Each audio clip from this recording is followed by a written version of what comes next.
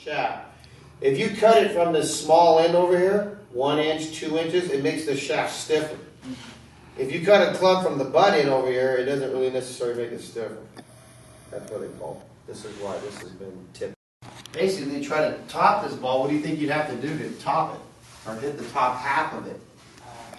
Just think about it. Go ahead and set up to it. Try to hit the top half of that ball. What does your body feel? What do you feel in your body when you're trying to hit the ball lower on the club?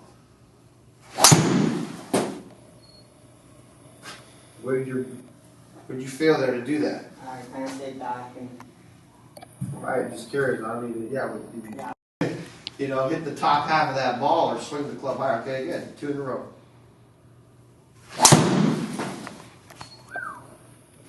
There it is. Man, that's killed.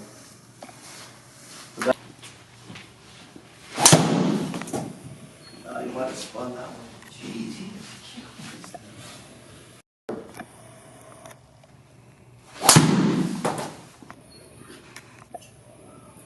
Awesome hit right there.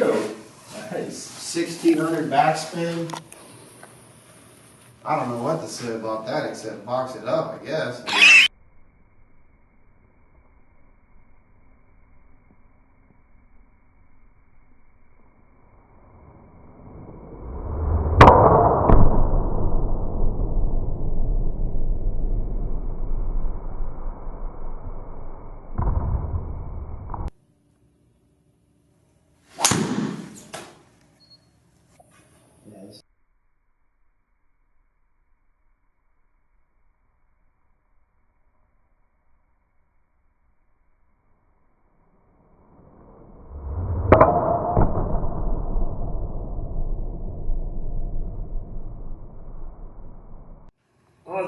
What's USG legal, 47 or 48? 48, yeah. Other than going 48, which is a bit much. This driver that you got in your hand, albeit us a small company here in Stockton, this driver you have, there's no driver that I've seen in the world that could touch this. It's high quality head, but it's light enough to accommodate that 47-inch shaft that he's got you in.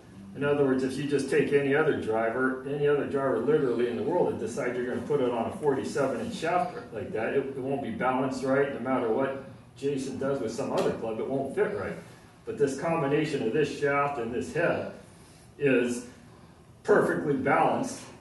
He could sit there with absolute confidence and tell you he's had very competitive, high caliber players playing this combination now for years. I was telling him about those girls you got in Palm Desert. About so many other things I didn't think. I got an F. I didn't think about it at all. Because what a person does in here, Jason could help you identify what's the key to getting you hitting you 151. What are you thinking? That is, you got to know, not your dad, not Jay. What is my key? Because if you're out there on the course and it starts going off, it only makes sense.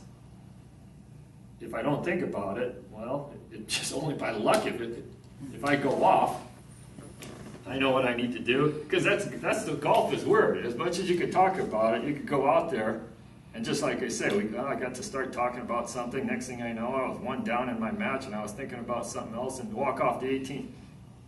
How was your level of concentration? That's what this one teacher that asked people. How was your level of concentration on your key to playing good golf? Not how did you do, it's literally how good was your concentration about thinking about it. You start asking yourself, right, because it's predetermined. You are the one, what do you think you need to think about? I need to think about staying still and staying relaxed.